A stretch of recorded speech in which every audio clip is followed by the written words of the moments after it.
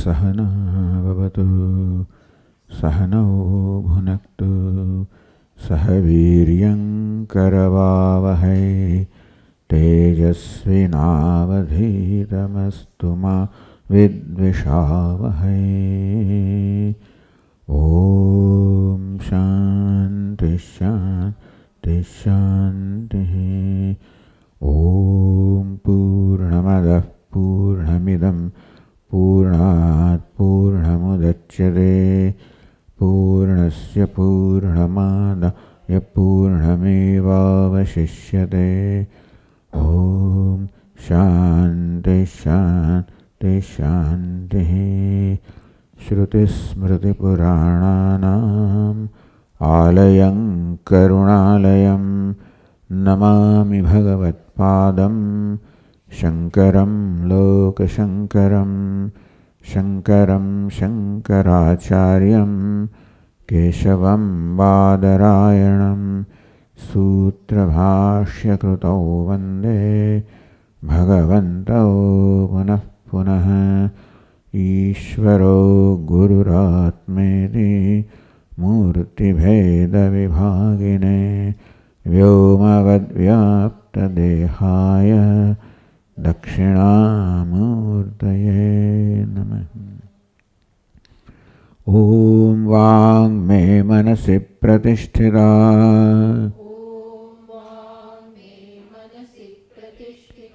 मनो मे वाचि प्रतिष्ठितम् आविराविर्म एधि वेदस्य मणिस्थः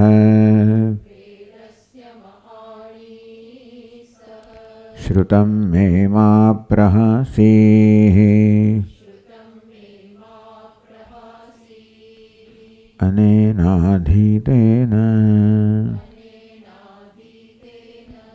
अहोरात्रान् सन्दधामि ऋतं वदिष्यामि सत्यं वदिष्यामि तन्मामवतु तद्वक्तारमवतु अवतु माम् अवतु वक्तारमवतु वक्तारम्।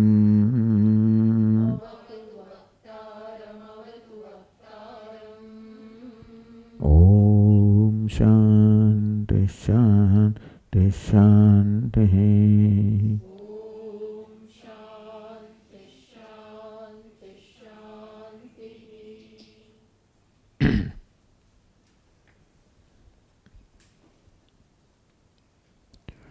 तो प्राण प्रज्ञा ऐक्यम प्राण ने प्रज्ञानी एकता बतावी रह्या छे।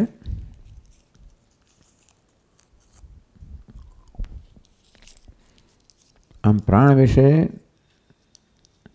बे वस्तु कहेवामां आवी कि प्राण सर्व इंद्रियों में श्रेष्ठ है। प्राण ने इंद्रियों संवाद द्वारा बताववामां आव्युं कि केवी रीते एक एक इंद्रिय चाली जवाथी देह तो पोतानुं कार्य करतो रहे छे। जरूर एमां क्षति तो होय छे पण देह जीवंत रहे छे। प्राण जतो रहे त्यारे देह जीवंत ज रहेतो नथी।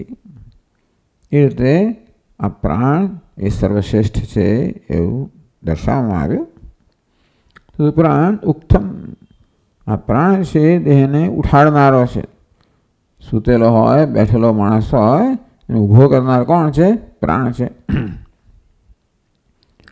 कह्युं खरुं के हाँ माणस ज्यारे सूतेलो होय के सूई गयो होय त्यारे प्राण तो चालतो होय छे तो उठतो नथी होतो त्यारे शुं जोईए? प्रज्ञानी पण जरूरी छे। अहमभाव जागृत थवो जोईए स्वसभानता आववी जोईए त्यारे पछी प्राण प्रज्ञा बंने मळीने ऊभो करे एम कहेवाय। एम करीने प्राण अने प्रज्ञानो ऐक्य बतावવાનો प्रयत्न कर्यो। भाई एक छे रीते नहीं तो केवी रीते हमेशा एक साथे होय छे। તો દ્વયોઃ મૃતૌ જીવને ચ સહભાવાત તદેકતા. આમ તો કહેવામાં આવ્યું યો વૈ પ્રાણ સા પ્રજ્ઞા, યા વૈ પ્રજ્ઞા સ પ્રાણ. જે પ્રાણ છે એ જ પ્રજ્ઞા છે, જે પ્રજ્ઞા છે એ જ પ્રાણ છે. આમ જોવા જઈએ તો સમીકરણ કહ્યું કે પ્રાણ અને પ્રજ્ઞા એક જ છે, પણ એ એક નથી કે જે પ્રાણ, પ્રાણ તો ક્રિયાશક્તિ છે, પ્રજ્ઞા ઈચ્છાશક્તિ છે, જ્ઞાન શક્તિ છે, જુદા જુદા કરણો છે, અર્થાત ઉપાધિમાં જુદા જુદા કાર્ય કરે છે.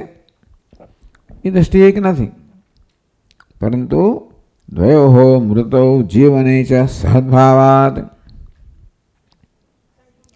બાકી છે એ બાકી છે. હા હા અચ્છા. તો 59માં શ્લોકમાં કહ્યું સત્યમેવ તથા પ્રજ્ઞો પાદિ પ્રાણવદાશ્રિત પ્રજ્ઞાત્મા પ્રાણ એક મિલિત્વા ઉપાધિ ઈષ્યતે. તો વાત સાચી છે કે સુષુપ્તિ હોય ત્યારે માત્ર પ્રાણ ચાલે છે, છતાં પણ માણસ ઉઠતો નથી. એ સુષુપ્તિમાંથી જાગે અને પ્રજ્ઞા આવે ત્યારે જ ઉઠી શકે છે. એટલા જ માટે તતઃ પ્રજ્ઞોપાધિ પ્રાણવદ આશ્રિત. આત્માને પ્રજ્ઞોપાધિ પણ કહ્યો. જ્યારે ઇન્દ્ર એમ કહે કે હું પ્રાણ છું, પ્રજ્ઞાત્મા પ્રજ્ઞા છું, ત્યારે કહેવાનો અભિપ્રાય શું છે કે પ્રાણ મારી ઉપાધિ છે, પ્રાણોપાધિ કે શું પ્રાણરૂપી ઉપાધિ ધરાવનારો છું. હું પ્રજ્ઞોપાધિ કે છું, પ્રજ્ઞારૂપી ઉપાધિ ધરાવનારો છું. એને કહેવાનું પ્રયોજન શું છે કે ભાઈ પ્રાણ અને પ્રજ્ઞા એ વાસ્તવમાં મારા જ્ઞાન માટેના લક્ષકો છે, ઉપલક્ષક છે. અને બંનેને સરખાવવા પણ ખરા. યો એ પ્રાણ સા પ્રજ્ઞા, જે પ્રાણ છે એ જ પ્રજ્ઞા છે. યા એ પ્રજ્ઞા સ પ્રાણ, જે પ્રજ્ઞા છે એ પ્રાણ છે. તતઃ મિલિત્વા એવ ઉપાધિ ઈષ્યતે. એટલે બંને મળીને એક ઉપાધિ બને છે. પ્રાણ અને પ્રજ્ઞા બંને મળીને એક ઉપાધિ બને છે, જે ઉપલક્ષક છે. અર્થાત જે દ્વારા જે ઉપાધિ ઉપહિત છે, જેની ઉપાધિ છે, વેશ દ્વારા વેશને ધારણ કરનારને જાણવાનો છે. આપણે માત્ર વેશને જોઈ શકીએ છીએ.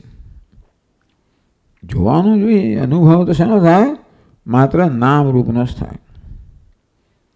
એમાં પ્રાણ અને પ્રજ્ઞા એટલા માટે પસંદ કરવામાં આવે કે આત્માની સૌથી નજીક છે. એ હોવાને કારણે આત્માનું જ્ઞાન કરવાની ઉત્તમ યોગ્યતા ધરાવે છે. છતાં પ્રાણ અને પ્રજ્ઞા બંને વાસ્તવમાં નામ રૂપાત્મક છે.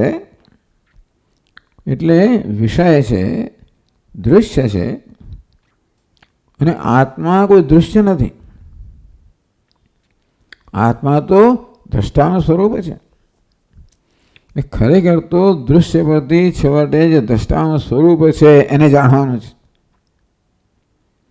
પણ દૃશ્ય છે એ મારા પોતાના સ્વરૂપને જાણવા માટે અત્યંત ઉપયોગી છે, કે અસરકારક છે. એ માટે પ્રાણ પ્રજ્ઞાને પસંદ કરવામાં આવે.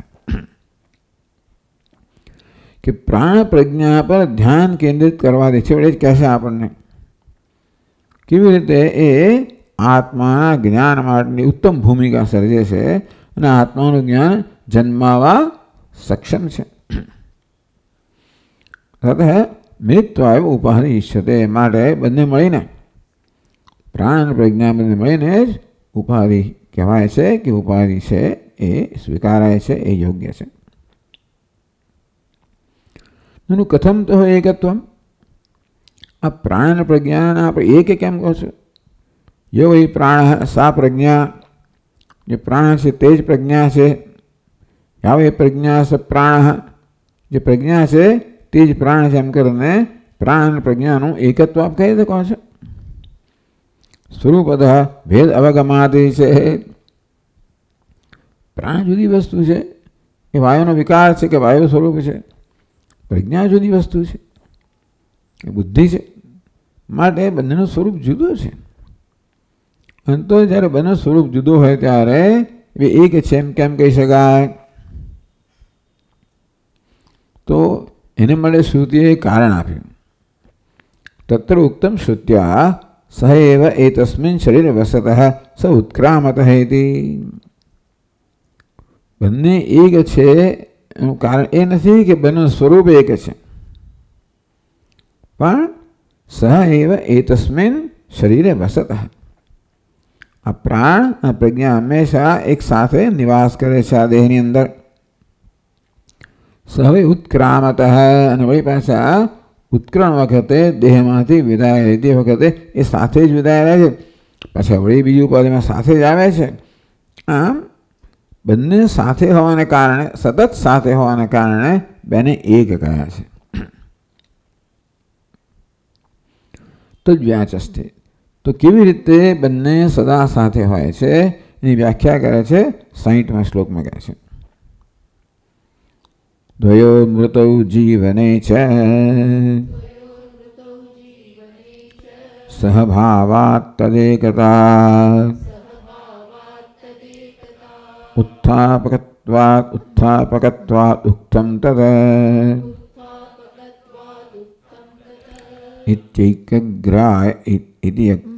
ઇત્યૈકાગ્ર્યાય ચિંતયેત.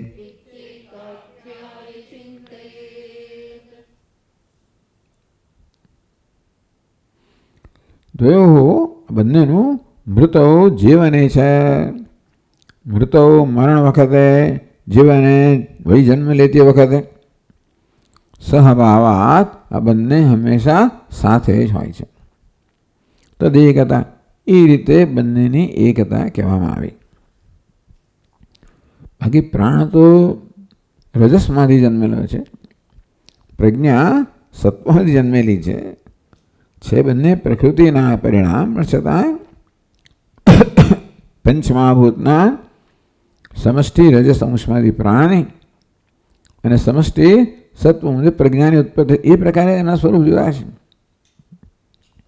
બંને હંમેશા સાથે જ હોય છે. જીવન મરણયો પ્રાણ પ્રજ્ઞો સહભાવ એકત્વમ વિવક્ષિતમ. મૃતૌ જીવને ચ સહભાવાત. મૃતૌ મરણ વખતે, જીવને પાછા જન્મતી વખતે બંને એક સાથે હોય છે. તદ એકતા, એ જ માત્ર એકતા માટેનું કારણ છે. અથવા સહભાવ એકત્વમ. એકત્વનો શું કરવાનો? સહભાવ એવો અર્થ કરવાનો એકત્વનો. હંમેશા સાથે એક હોય એટલે બીજું હોય, બીજું એટલે એક હોય, એવો સહભાવ હોવાને કારણે બે એક છે એમ કહેવામાં આવ્યું. તેન શરીર ઉત્થાપકત્વમ ઉભયરૂ મિલિત્વાય સિદ્ધમ ઉત્થાપકત્વાદ. તો એ પણ આગળ બતાવવામાં આવ્યું કે પ્રાણ તો ઉત્થાપક છે, ઊભું કરનાર છે, પણ પ્રજ્ઞા પણ ઉત્થાપક છે. ટૂંકમાં જ્યારે માણસમાં સચેત ચેતનતા આવે ત્યારે જ પછી પ્રાણ પોતાનું કામ કરી શકે છે. ચેતનતા ન હોય, પણ ઊંઘતો હોય તો પ્રાણને ઉઠાડી શકતો નથી. એટલા માટે પ્રાણ અને પ્રજ્ઞા બંને મળીને ઉત્થાપક છે, ઉઠાડનાર છે, બેઠો કરનાર છે, ઊભો કરનાર છે. એટલે બંને મળીને ઉત્થાપક છે એવું કહેવામાં આવ્યું. પેલા આમ પ્રાણ ઉત્થાપક એમ કહ્યું ખરું, પણ જ્યારે માધવ ઉઠાવવામાં આવ્યો કે સુષુપ્ત પુરુષ છે તો પ્રાણ તો ચાલુ છે, તો ઉઠતો કેમ નથી? તો કે પ્રજ્ઞાની પણ આવશ્યકતા છે. એટલા માટે પ્રાણ અને પ્રજ્ઞા બંને મળીને ઉત્થાપક બને છે. તસ્માત એતમેવ ઉક્તમ ઉપાસિત ઇતિ. તો બેન વચ્ચે અહીં ઉપાસનાની વાત કરવામાં આવી. આ છે તો જ્ઞાનનું પ્રકરણ, છતાં પણ ઉપાસના એટલે ધ્યાન માટેની પણ અહીંયા આગળ સૂચના આપવામાં આવે છે. ઇતિ શ્રુતિભીતમ ઉપાસનમ પ્રદર્શયતિ. શ્રુતિમાં અર્થાત ઉપનિષદમાં આવું કહેવામાં આવ્યું.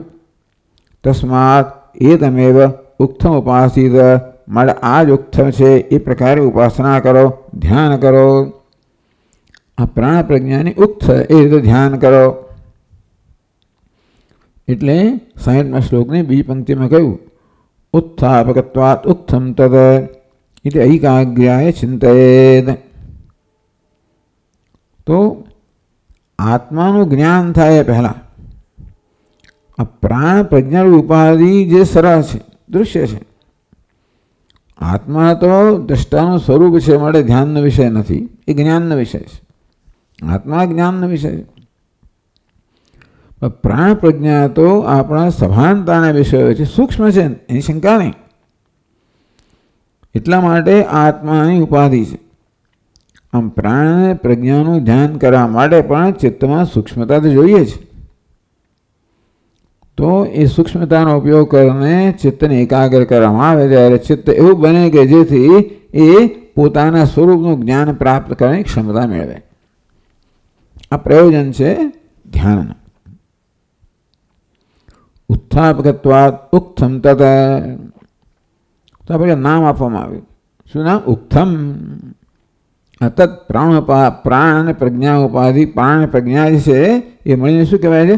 ઉક્થ કહેવાય. કારણ કે બંને મળીને ઉત્થાપન કરે છે અને ઉઠાડે છે, ઊભો કરે છે. ઉભયમપી ઉક્થમિતિ ચિત્તૈકાગ્ર્યાય ચિંતયેદ. એ સાધકને કહેવામાં આવે છે કે અત્યારે તું આ પ્રાણ પ્રજ્ઞા પર તારી દ્રષ્ટિને સ્થિર કર. અને એ સ્થિર કરવા માટે કંઈક પછી નામ જપ પણ આપ્યું.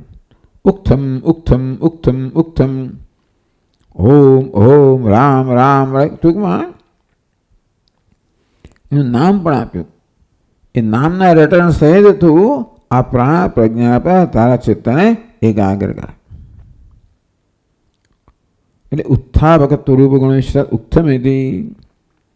ઉક્થમ કેમ કહેવામાં આવ્યા પ્રાણ પ્રજ્ઞાને? કારણ કે કંઈક નામ એવું હોવું જોઈએ ને જે કોઈક રીતે એની સાથે સંબંધિત હોય. કશું સંબંધિત ના હોય. રામજીને કહો ભાઈ કોઈ ગિરિધર, એને બીજે એવું કંઈ કહેવાય નહીં. કૃષ્ણ ભગવાનને કહો કે ભાઈ સેતુ બંધ, તો એ સંબંધ નથી. એટલે ગિરિધરનું નામ આપવું હોય તો શ્રી કૃષ્ણ આપવું જોઈએ. તેમ રામજીને આપવું નામ તો સેતુ કેવી રીતે સમુદ્ર તરી ગયા, પાર કર્યો વગેરે આવી જાતના કંઈક નામ હોય તો એ નામથી આપણને યાદ આવે, એ સંબંધિત હોવું જોઈએ. તો દાસ જે કંઈ નામ આપવું હોય તે જે એમના કોઈને કોઈ ગુણ કે વિશેષતાને દર્શાવતો હોય.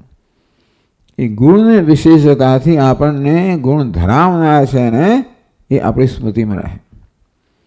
તો ઉક્ત છે ને એક પ્રકારની વિશેષતા છે. ઉક્ત કોને કહેવાય? જે ઉત્થાપન કરે છે, ઉઠાડે છે, ઊભો કરે છે. તો પ્રજ્ઞા અને પ્રાણ બંનેમાં ઊભો કરવાનો ઉત્થાપનનો ગુણ છે. એટલે ઉક્ત છે ને એ ગુણ દ્વારા પ્રજ્ઞા અને પ્રાણ બંનેનું સ્મરણ આપણે જાળવી રાખીએ. ઉક્થમ ઉક્થમ કરીને આપણે ઉઠાડનાર, ઊભો કરનાર પ્રાણ અને પ્રજ્ઞા. એ રીતે ઉત્થાપક ગુણ વિશિષ્ટત્વાદ. ઉત્થાપક ઊભો કરનારો છે એ પ્રકારે એ ગુણ બંને ધરાવે છે, એ વિશેષતા ધરાવે છે. અને અમારે ઉક્થ નામ આપવામાં આવ્યું. એ ઉક્થ નામ આપણને ઉત્થાપન કરનાર, એ દ્વારા પ્રાણ પ્રજ્ઞા સાથે જોડનાર બને. અને એ રીતે આપણે પ્રાણ પ્રજ્ઞામાં ચિત્તને એકાગ્ર કરવાનું. ચિત્ત એકાગ્ર ફલમ પ્રદર્શન. આ પ્રકારે પ્રાણ પ્રજ્ઞામાં ચિત્તને એકાગ્ર કરીએ તો એનું શું ફળ મળે? પ્રદર્શન પહેલી પંક્તિમાં એ ફળ બતાવે છે આપણને. ચિત્ત એકાગ્રે ક્ષમા બુદ્ધિ બોધુમ તત્સાક્ષિણમ ભવેદ. તો અનુભવથી કહેવામાં આવ્યું છે કે ચિત્ત એકાગ્રે, આ પ્રાણ પ્રજ્ઞામાં ચિત્તની એકાગ્ર જ્યારે થાય ત્યારે એ એકાગ્રતા છે ને બુદ્ધિ તત્સાક્ષિણમ બોધુમ ક્ષમા ભવેદ. ત્યારે બુદ્ધિ છે ને એ પોતાના સાક્ષી, તત્સાક્ષી કોણ? આ પ્રકારે જ્યારે ચિત્તની એકાગ્રતા થાય, ઉક્તની મદદથી પ્રાણ પ્રજ્ઞામાં ચિત્તની એકાગ્રતા થાય, ત્યારે ઘણું ટ્યુનિંગ અપ થઈ ગયું. નજીકનો અર્થ શું છે કે એવા સૂક્ષ્મ છે, તેથી એ આત્મા નથી. અને છતાં પણ આ આત્માથી નજીક, સૌથી નજીક ઉપાધિ છે માટે એમના પર ધ્યાન એકાગ્ર થવાથી મન લગભગ આત્માને જાણવા માટે ટ્યુનઅપ થઈ ગયું. પેલા ટ્રાન્ઝિસ્ટર મોટો નોબ હોય, ડટ્ટો આપણે લઈ આવે, સંભળાય, પછી હા પેલું ગીત સંભળાય, જરા જરા ઝાંખું સંભળાય, પછી ફાઇન ટ્યુનિંગ કરવા બરાબર છે. છેક દૂર હોય એનામાં નાના ફાઇન ટ્યુનિંગ થાય જ નહીં. તેવી રીતે પહેલાં ઉપાસનાથી આપણે આ રીતે લગભગ પ્રાણ પ્રજ્ઞામાં ચિત્તને એકાગ્ર કરવાને કારણે તમે લગભગ આત્માની ઝાંખી થવા મળે. અને પછી ફાઇન ટ્યુનિંગથી આત્મા હું છું, સાક્ષી ચૈતન્ય છું, એ પ્રકારનું જ્ઞાન જન્મે. એટલે આ આપણને કહેશે જે આપણે સ્વીકારવાનું છે. ચિત્ત એકાગ્રે, આ પ્રકારે પ્રાણ પ્રજ્ઞામાં ચિત્તને એકાગ્ર કરવામાં આવે ત્યારે બુદ્ધિ, જેનાથી આત્માને જાણવાનું છે બુદ્ધિ, તત્સાક્ષમ બૌદ્ધમ ક્ષમા ભવેત. ક્ષમા એટલે સૂક્ષ્મ, સક્ષમ બને. ટૂંકમાં તો બુદ્ધિ જે છે સાક્ષી, હવે જુએ છે અથવા અત્યારે ચિત્ત એકાગ્રતા શેમાં છે? પ્રાણ પ્રજ્ઞામાં છે. પણ એટલા સૂક્ષ્મ છે કે જેથી પછી એક કૂદકો મારવાનો રહ્યો. કયો કૂદકો? વાંસળો છોડીને પછી કૂદકો મારવાનો. એટલે પ્રાણ પ્રજ્ઞાને છોડીને, પ્રાણ પ્રજ્ઞામાં ચેતન તો હોય જ હંમેશા, ઉપાધિ છે માટે ચૈતન્યથી રહિત તો હોય જ નહીં. હવે ચૈતન્ય સહિત પ્રાણ પ્રજ્ઞામાં ચિત્તને એકાગ્ર કર્યું, પછી આ પ્રાણ પ્રજ્ઞાને છોડી દીધા. એ ચૈતન્ય હું છું, પહેલાં પ્રાણ પ્રજ્ઞા હું છું, પછી પ્રાણ પ્રજ્ઞાને છોડી દીધા, પેલો વાસણાને છોડી દીધો, અને પછી ચૈતન્ય હું છું. એટલે સાક્ષ્યમાંથી સાક્ષ્યનું જ્ઞાન, સાક્ષ્ય કહો, દૃશ્ય કહો, એ આ પ્રકારે દ્રષ્ટાનું કે સાક્ષ્યના જ્ઞાનનું સાધન બને. આ પ્રક્રિયા બતાવી. તો આ રીતે માત્ર ઉપદેશથી જ એને જ્ઞાન પ્રાપ્ત ન થાય. એના માટે ચિત્તની તૈયારી આ પ્રકારે કરવાની, ચિત્ત સૂક્ષ્મ બનવું જોઈએ. અર્થાત ચિત્ત છે ચૈતન્યને જ્ઞાન પ્રાપ્ત કરવા માટે, જોવા માટે, દર્શન કરવા માટે, અનુભવવા માટે સક્ષમ બનવું જોઈએ. તો ચિત્તની એકાગ્રતા છે બુદ્ધિના પ્રકારે સક્ષમ બનાવે છે. હું સાક્ષી છું, ચૈતન્ય છું, નિર્વિશેષ છું. આમ સવિશેષનું જ્ઞાન, ધ્યાન છે એ નિર્વિશેષના જ્ઞાનનું પગથિયું બને. એટલે સવિશેષ મહત્વનું છે. ભલે પરમાત્મા લોકો નિર્વિશેષ જ કહે અને સવિશેષની ઉપેક્ષા, પણ સવિશેષ છે એ હા, જે લોકો સીધે સીધું નિર્વિશેષનું જ્ઞાન પ્રાપ્ત કરે એમની વાત જુદી છે. એ પ્રકાર અધિકાર બહુ જૂજ હોય. અને તેથી સવિશેષનો ઉપયોગ શેના વડે થાય? નિર્વિશેષના. કારણ કે છે તો એક જ ને. ભલે સવિશેષ કહો, પછી વિશેષ ધરાવનાર કોણ છે? નિર્વિશેષ જ છે ને. અને એ આપણે શ્રવણથી જાણીએ છીએ, એવું નથી કે જાણતો નથી. એને બુદ્ધિમાં સમજ છે ખરી. એટલા માટે આ સવિશેષનું ધ્યાન છે, નિર્વિશેષ વાસ્તવમાં રહેલો જ છે. હું રહેલો જ છું. આમ નામરૂપ ભલે દૃશ્ય હોય, અસ્થિભાદી પ્રિય તો મારું સ્વરૂપ છે, દ્રષ્ટાનું સ્વરૂપ છે. સ્વરૂપને એમ માને કે નામ અસ્થિભાદી બધું પાંચે પાંચ ત્યાં છે, નામરૂપની સાથે અસ્થિભાદી પ્રિય છે એમ માની લઈએ. પણ જેમ જેમ ચિત્ત સૂક્ષ્મ થતું જાય તેમ તેમ નામરૂપનું મહત્વ ઘટતું જાય, તેમ અસ્થિભાદી પ્રિયની તીવ્રતા વધતી જાય. તો પછી એ હું જે છું, મારું સ્વરૂપ છે, સાક્ષીનું મારું સ્વરૂપ હશે, એ પ્રકારે જ્ઞાન થાય. આમ નામરૂપનું પણ ધ્યાન કરવાથી, પણ ગમે તે નામરૂપ નહીં, એવા નામરૂપ જે સાક્ષીનું જ્ઞાન કરાવવાની ક્ષમતા ધરાવતા, એટલે એની અત્યંત નજીક હોય, એટલા માટે ઇન્દ્રએ આવી રીતે આ પ્રાણ અને પ્રજ્ઞાની ઉપાધિ છે એને પસંદ કરી.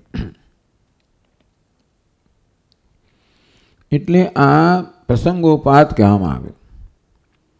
ધ્યાનની વાતો પ્રસંગોપાત કરવામાં આવી. પછી હવે આગળ વધે છે મુખ્ય વિષય જે છે.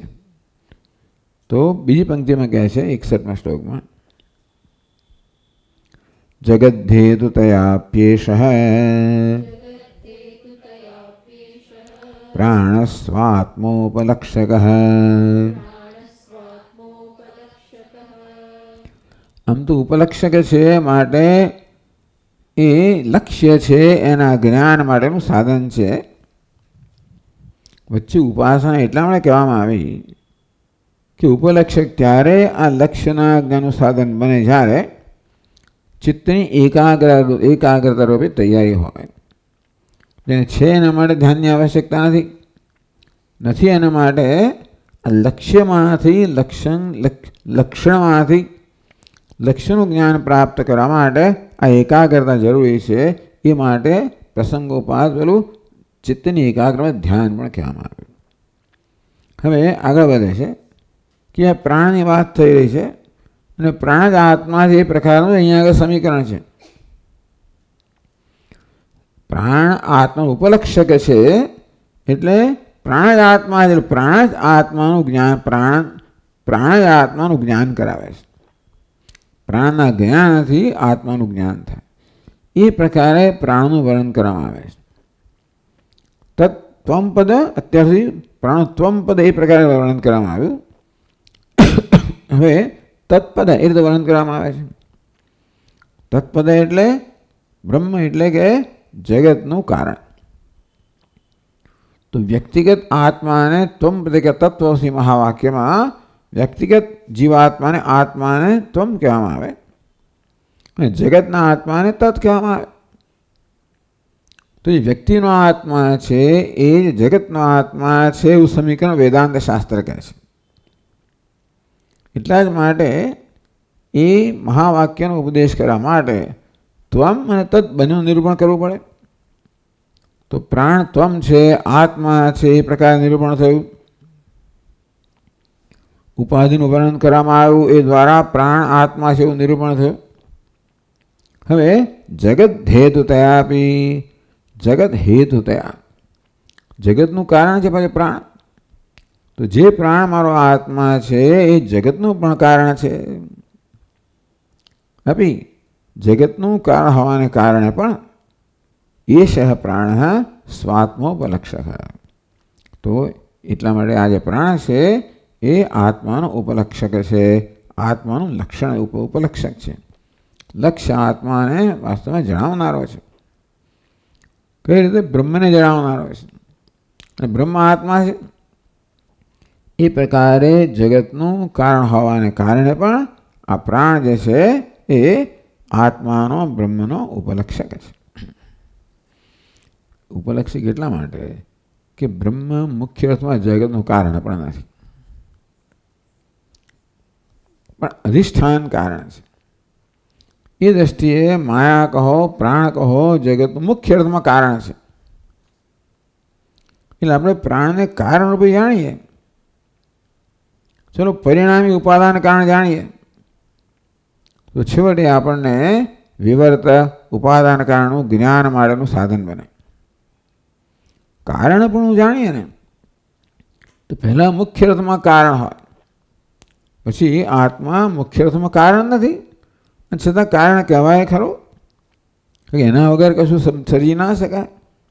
એ દ્રષ્ટિએ આ જે પ્રાણ જેનું કારણ પણ શું છે એ પણ આત્માનું ઉપલક્ષક બને. કારણ કે ગૌણ અર્થમાં પ્રાણ મુખ્ય અર્થમાં જગતનું કારણ છે, આત્મા ગૌણ અર્થમાં જગતનું કારણ છે. કેમ ગૌણ અર્થમાં? કારણ કે આત્માની સન્નિધિ વગર, આત્માની ઉપસ્થિતિ વગર પ્રાણ કશું કરી ના શકે. ભગવાન કે મયા અધ્યક્ષેણ પ્રકૃતિ સુયતે સચરાચરમ. હું અધ્યક્ષ છું, સાક્ષી છું, પ્રકાશમાન છું, સન્નિધિ છું અને તેથી આ પ્રકૃતિ જગતનું સર્જન પાલન કરે છે. પ્રકૃતિ અહીંયા પ્રાણ કહો. એટલે આમ મુખ્ય અર્થમાં પ્રકૃતિ કહો, પ્રાણ કહો એ જગતનું કારણ કહેવાય. પણ પ્રાણ તો અચેતન છે, એનામાં કારણ તો કેવી રીતે આવે? એ તો આત્માની સન્નિધિને કારણે. એ દ્રષ્ટિએ આત્માને પણ જગતનું કારણ કહેવામાં આવે અને છેવટે તો આત્માને જ જગતનું કારણ કહેવામાં આવે. પ્રાણ ન હોય ત્યારે શું? ત્યારે પણ આત્મા તો છે જ.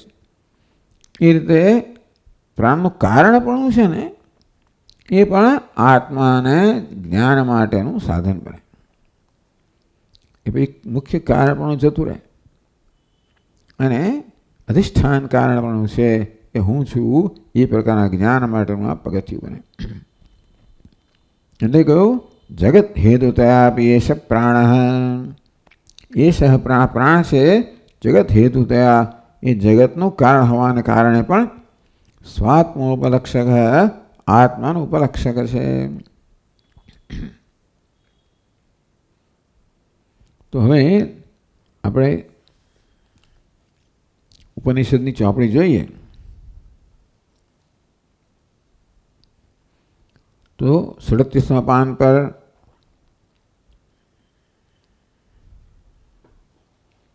આપણે વાંચી ગયા ચોથી પંક્તિમાં અથ ખલુ પ્રાણેવ પ્રજ્ઞાત્મા ઇદમ શરીર પરિગૃહ્ય ઉત્થાપયતિ તસ્માત એતેવ ઉક્તમ ઉપાસિત. આ પ્રાણ પ્રજ્ઞાત્મા છે, શરીરને ઉઠાડે છે, માટે ઉક્ત એ પ્રકારે ઉપાસના કરવી જોઈએ. એ જોઈ લીધું. યો વૈ પ્રાણ સા પ્રજ્ઞા યાવા પ્રજ્ઞા સ પ્રાણ. જે પ્રાણ છે એ પ્રજ્ઞા છે, જે પ્રજ્ઞા છે એ પ્રાણ છે. કેમ છે? સહ એવ એતસ્મિન શરીર વસત. કારણ શું છે? બે એક છે એટલા માટે નહીં, સ્વરૂપ એક છે એટલા માટે, પરંતુ આ દેહની અંદર બંને એક સાથે નિવાસ કરનારા છે. સહ ઉત્ક્રમતા, અને ઉત્ક્રમણ પણ સાથે કરનારા છે. તસ એષાવ દૃષ્ટિ એતદ વિજ્ઞાનમ. આ જેની દૃષ્ટિ છે, જ્ઞાન છે, આ જેનું વિજ્ઞાન છે, ઉપાસના છે. તો એ તો પૂરું થયું. હવે આગળ કહે છે, હવે કેવી રીતે પ્રાણ જગતનું કારણ છે બધાની રીત જુઓ. યત્ર હેતુ પૂર્વે સુપ્ત સ્વપ્ન કંચન પશ્યતિ. આ માણસ જ્યારે ઊંઘી જાય છે, પુરુષનો તો પરમાત્મા કંઈ થઈ શકે, ઊંઘી જાય ત્યારે એની કઈ પ્રકારની ઊંઘ છે? કારણ કે સ્વપ્નને પણ ઊંઘ કહેવામાં આવે. સ્વપ્નમ ન કંચન પશ્યતિ, અર્થાત ગાઢ નિદ્રાની વાત થઈ રહી છે. સુષુપ્તિનો અર્થ સ્વપ્ન રહિતની નિદ્રા, ગાઢ નિદ્રા. યત્ર સ્વપ્નમ ન કંચન પશ્યતિ, જ્યાં કોઈ સ્વપ્ન જોતો નથી. ત્યારે શું થાય છે? અથ અસ્મિન પ્રાણે એવ એકધા ભવતી.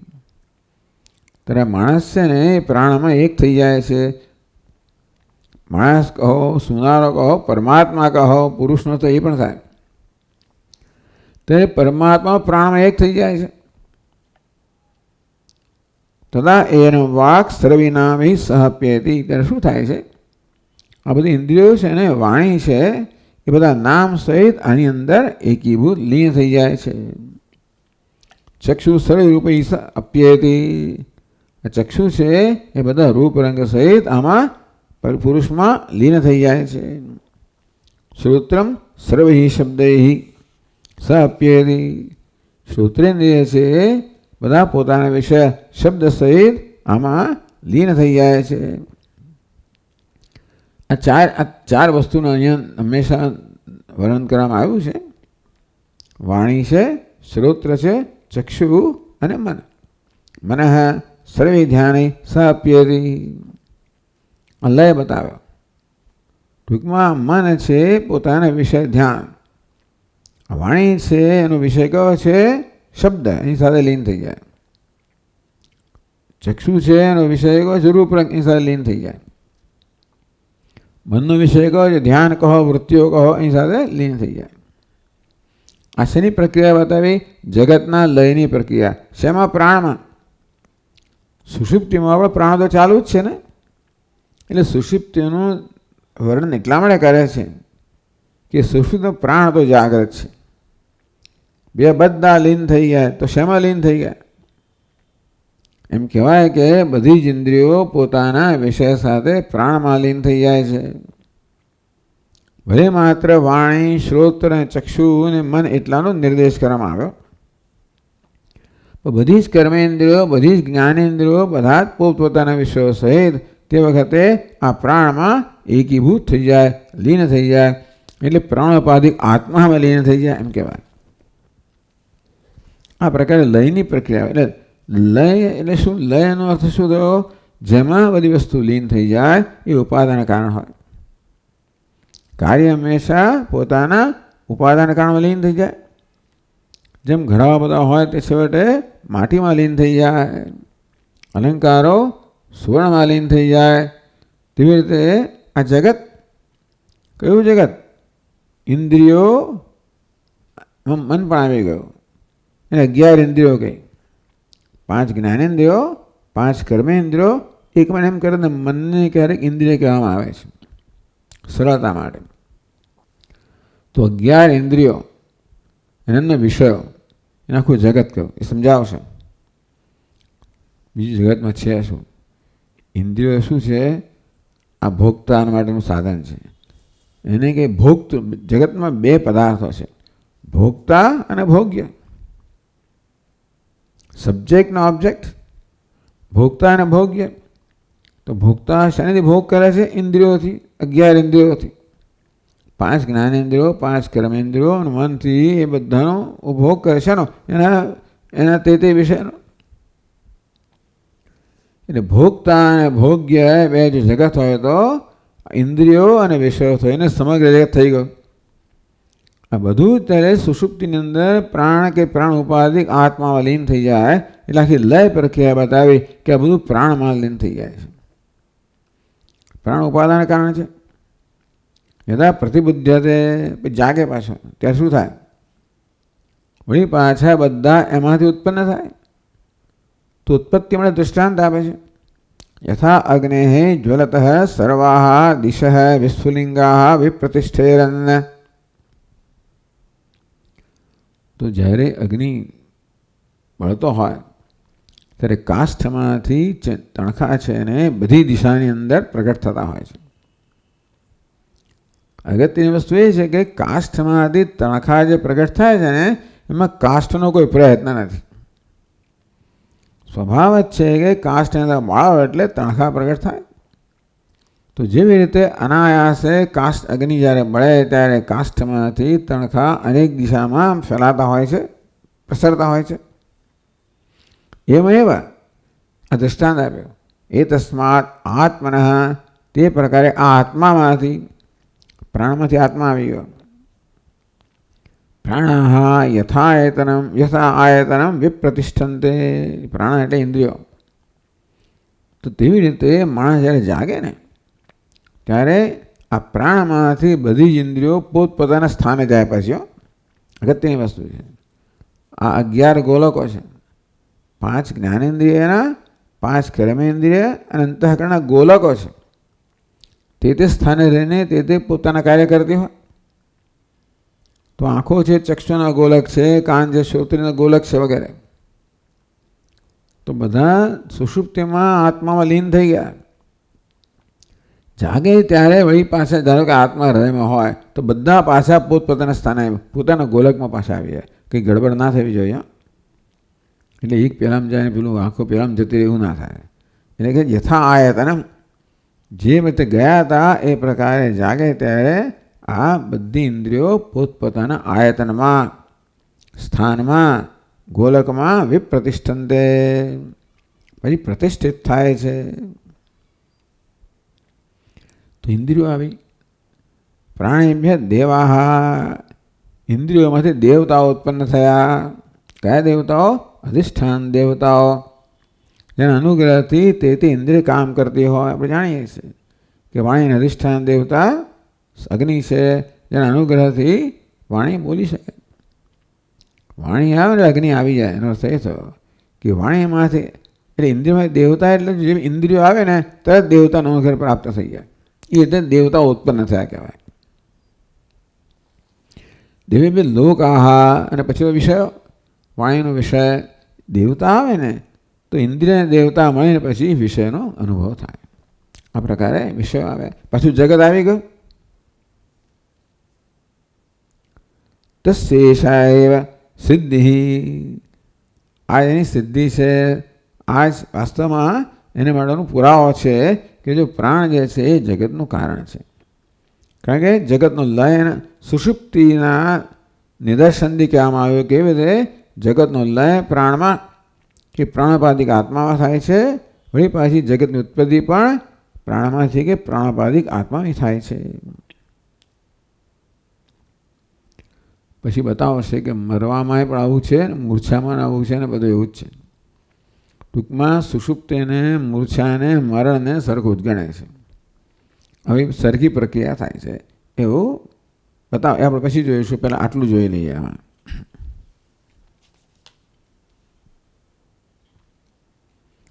તો હવે આપણે 62મા શ્લોકમાં જઈએ તો યત્ર એતદ પુરુષ સુપ્ત સ્વપ્નમ હમણાં પાછી ગયા આપણે કે આ પુરુષ છે એટલે પરમાત્મા કહો. પુરુષ એટલે માણસ કહો. જીવાત્મા પરમાત્મા સુપ્ત સૂતેલો છે, કોઈ પ્રકારનું સ્વપ્ન જોતો નથી, ગાઢ નિદ્રામાં છે. અસ્મિન પ્રાણ એવ એકધા ભવતી, ત્યારે આ પુરુષ છે બધું પ્રાણની અંદર એક થઈ જાય છે. પરમાત્મા પ્રાણમાં એક થઈ જાય છે. ઇત્યાદિ શ્રુતિ પ્રદર્શિત રીત્યા, હમણાં જ આપણે વાંચ્યું શાસ્ત્ર શ્રુતિના એ વાક્યમાં જે રીતને પ્રદર્શિત કરવામાં આવી એ રીતથી પ્રાણસ્ય જગત કારણત્વ ઉપાદયતી, એટલે પ્રાણ જગતનું કારણ છે એ પ્રદર્શિત કરવાની રીતિ કેવી છે? આ ઉપનિષદે આ પ્રકારની રીતિ અપનાવી. તો ભિન્ન ભિન્ન ઉપનિષદમાં ભિન્ન ભિન્ન રીતિ હોય કારણનું વર્ણન કરવાની. પણ અહીંયા શું છે? શ્રુતિ પ્રદર્શિત રીત્યા, આ ઉપનિષદમાં જે રીતે પ્રદર્શિત કરવામાં આવી સુષુપ્તિના નિરીક્ષણથી એ રીતે પ્રાણસ્ય જગત કારણત્વમ, એ રીતે જ ગ્રંથકારની આગળ પ્રાણ જગતનું કારણ છે એનું ઉપાદયથી યુક્તિપૂર્વક બતાવે છે. એકાદશ તે 62મા શ્લોકમાં કહે છે એકાદશેન્દ્રિયાણ્યેષાં વિષયાશ્ચ જગત ખલુ સુપ્તૌ સર્વં જગલ્લીનમ પ્રાણોપાધિક આત્મને.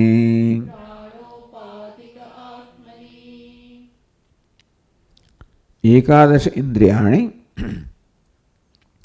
એષાં વિષયાશ્ચ, તો 11 ઇન્દ્રિયો, 5 જ્ઞાનેન્દ્રિયો, 5 કર્મેન્દ્રિયો અને અંતઃકરણ કરીને એકાદશ ઇન્દ્રિયો કહેવામાં આવી.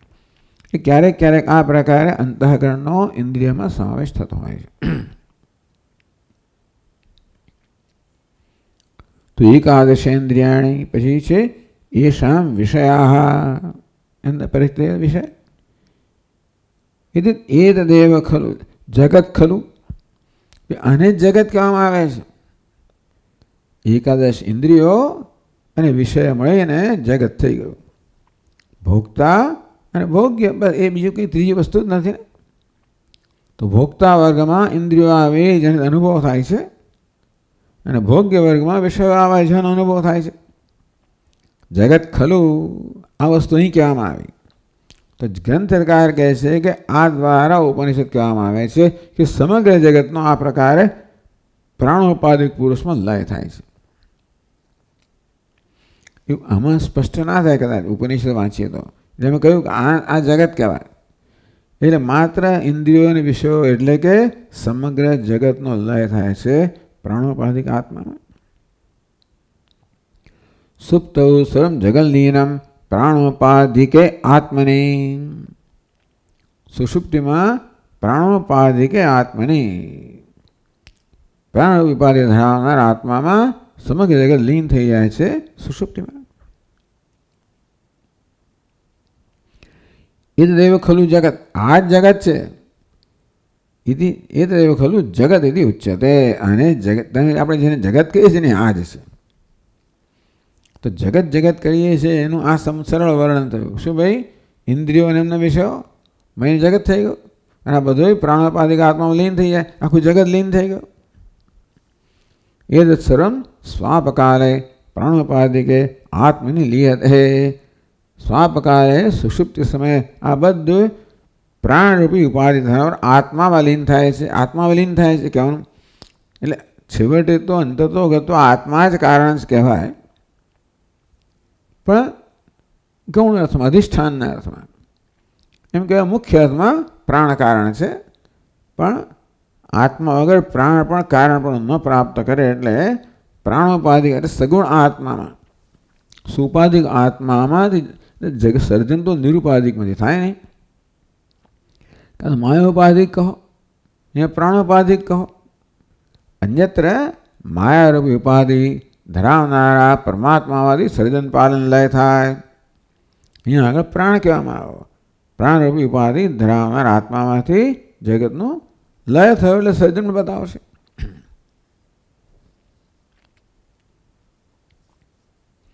ત્યારે પછી પ્રશ્ન થયો, નાનો સુષુપ્તો ઇન્દ્રિયાણે વલિયંતે ન વિષયા.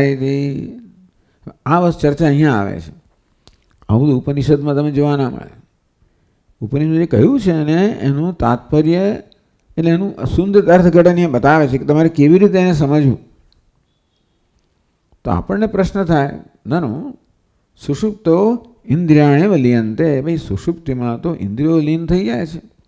આ જગત તો હોય છે ને. ન વિષયા હૈતિ શંકતે. વિષયો તો અહીંયા છે બધા.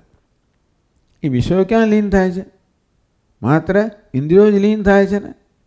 તો આપ કહો છો કે વિષયો સહિત ઇન્દ્રિયો લીન થઈ જાય છે, એ કેવી રીતે? તો ઉપનિષદ કહેવા એ કેમ સમજવું એ માટે આ અહીંયા ચર્ચા થઈ. તો ઇતિ શંકતે. તો 63મા શ્લોકમાં શંકા સમાધત્તે ન તદિત્યાદિના શંકાને સમાધાન બંને 63મા શ્લોકમાં આપવામાં આવ્યા છે. તો કહે છે ઇન્દ્રિયાણ્યેવ લીયન્તે વિષયાનેતિ ચેન્ન તત પ્રાતીતિકસ્ય જગતઃ ભાના ભાવો લયો મતઃ.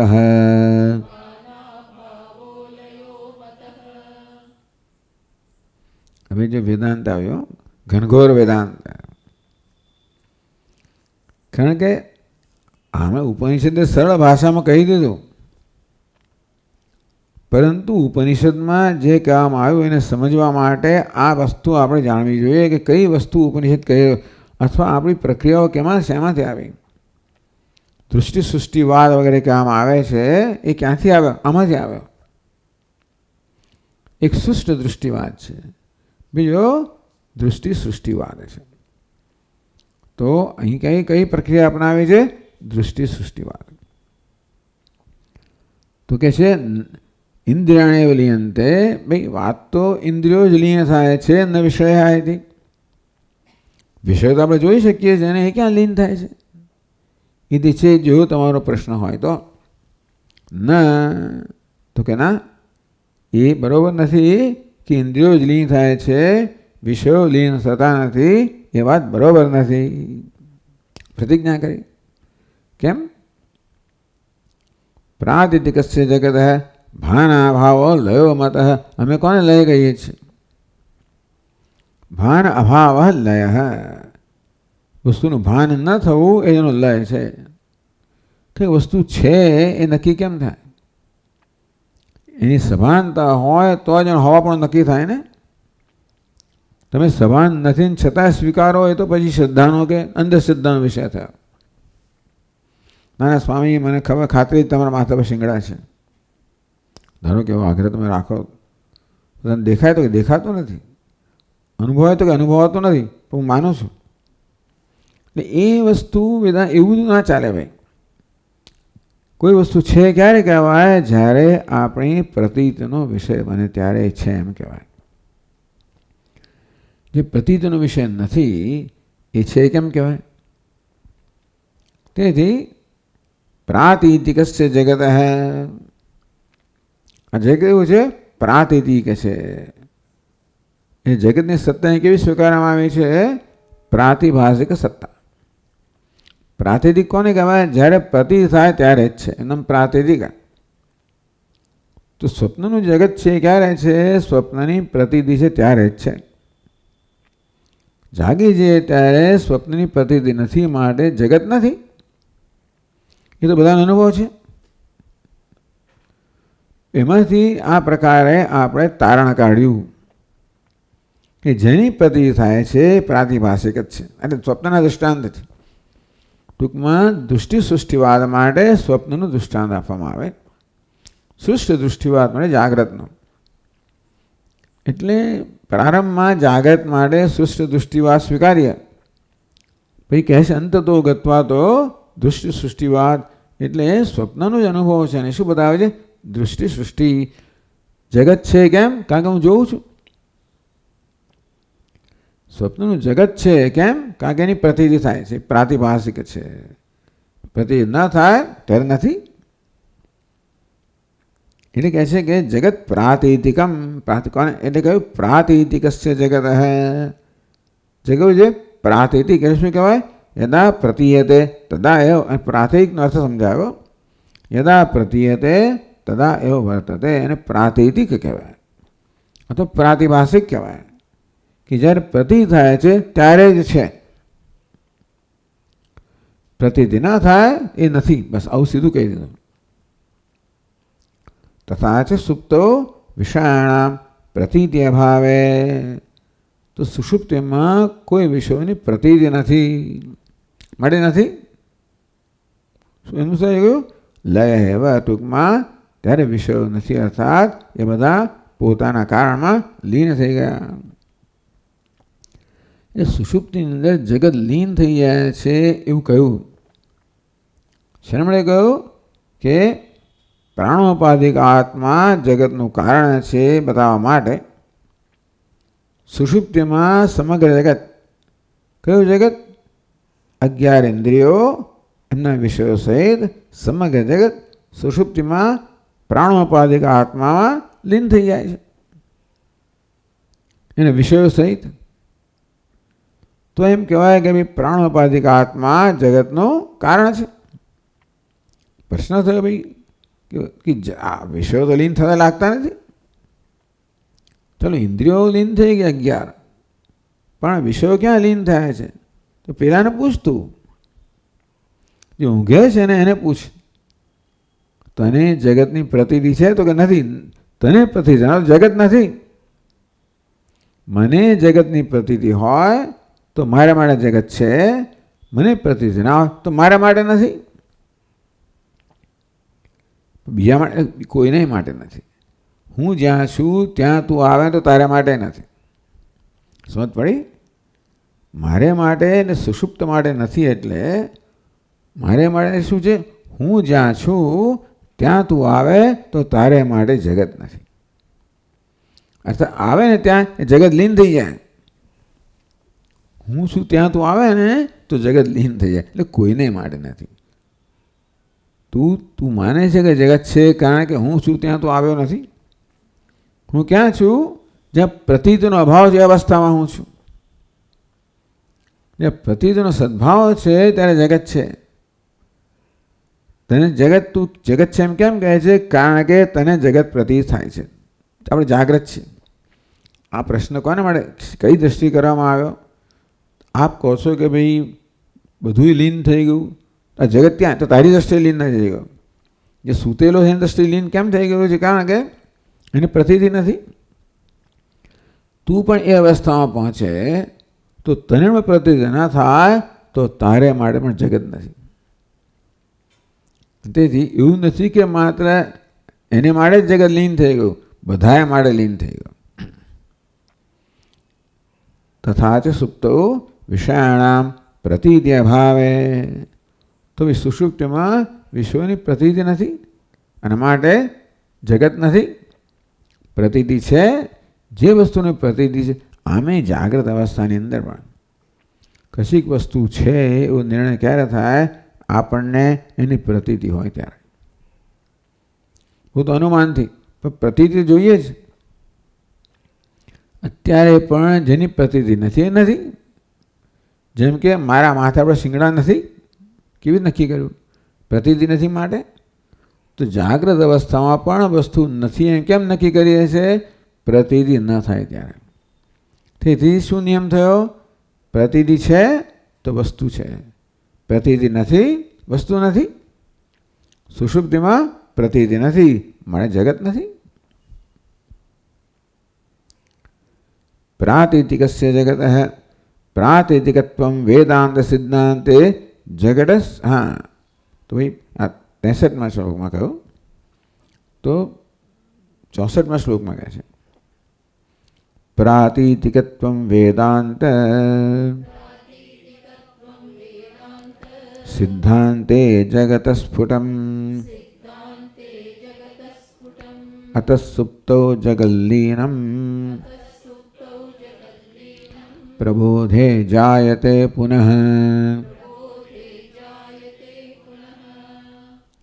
વેદાંત સિદ્ધાંતે જગત પ્રાતિતિકત્વમ સ્ફુટમ. વેદાંત સિદ્ધાંતમાં જગતને પ્રાતિતિક જ માનવામાં આવે છે. ટૂંકમાં વેદાંત સિદ્ધાંતમાં માત્ર પ્રાતિભાષિક સત્તા સ્વીકારવામાં આવે છે, જેવી રીતે માંડુક્ય કારિકામાં. તો ત્યાં આગળ મિથ્યાને એક સાથે લેવામાં આવે. મિથ્યાના નીતિ બે વિભાગ કરવામાં આવે. વ્યાવહારિક સત્તા, પ્રાતિભાષિક સત્તા. તો કે એક જ સત્તા છે પ્રાતિભાષિક સત્તા. તો આ પ્રકાર દૃષ્ટિ સૃષ્ટિવાદ થતો તો સૃષ્ટિ થઈ જ નહીં ને, પ્રતિભાસ જ છે. કોઈ વાસ્તવિક સૃષ્ટિ નથી મળે. સર્જન એટલે અજાતવાદ જેને કહેવામાં આવે. તો વેદાંત સિદ્ધાંતે, વેદાંતના ચરમ સિદ્ધાંતમાં છેવટે જેને આપણે જગત કહીએ છીએ એ પ્રતીતિથી વધારે કશું જ નથી. ત્યાં સુધી કહેવામાં આવે કે જગતનું સર્જન કોણ કરે છે? જે જુએ છે એ જગતનું સર્જન કરે છે. સ્વપ્નમાં શું છે? દૃષ્ટિ સૃષ્ટિ કોને કહેવાય? હું જોઉં છું મળે જગત છે. એનો અર્થ એ થયો કે હું જોવા દ્વારા જગતનું સર્જન કરું. સમજ પડી? પ્રતીતિ દ્વારા જ સર્જન થયું, એનું આમ પ્રાતિતિક એ સિવાય કંઈ છે જ નહીં. તો વેદાંત પ્રાતિતિકત્વમ વેદાંત સિદ્ધાંતે જગત સ્ફુટમ. આ વેદાંત સિદ્ધાંતમાં જગત પ્રાતિતિક છે એ બહુ સ્પષ્ટ છે. સ્ફુટમ પ્રસિદ્ધમ. વેદાંત સિદ્ધાંતની અંદર આ જગત પ્રાતિભાષિક છે એ પ્રસિદ્ધ છે. અત સુપ્તો જગલ્લીનમ પ્રબોધે જાય. અત સુપ્તો સર્વ જગત આત્મલીનમ. તેથી આ દ્વારા નક્કી થયું કે સુષુપ્તિની અંદર સમગ્ર જગત આત્મામાં લીન. સમગ્ર જગત ઇન્દ્રિયો વિષયો સહિત ઇન્દ્રિયો રૂપી જગત જે છે એ સુષુપ્તિમાં આત્મામાં લીન થઈ જાય છે.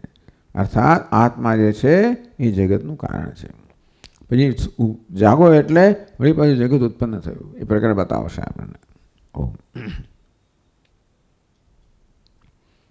ઓમ પૂર્ણમદ પૂર્ણમિદમ પૂર્ણાત પૂર્ણમુદચ્યતે પૂર્ણસ્ય પૂર્ણમાદાય પૂર્ણમેવાવશિષ્યતે. ઓમ શાંતિ શાંતિ શાંતિ. શંકરમ શંકરાચાર્યમ કેશવમ બાદરાયણમ સૂત્રભાષ્યકૃતૌ વંદે ભગવन्तौ પુનઃ પુનઃ. ઈશ્વરો ગુરુરાત્મેતિ મૂર્તિભેદવિભાગિને વ્યોમવદ્વ્યાપ્તદેહાય દક્ષિણામૂર્તયે નમઃ. ઓમ શાંતિ શાંતિ શાંતિ. હરિ ઓમ. શ્રી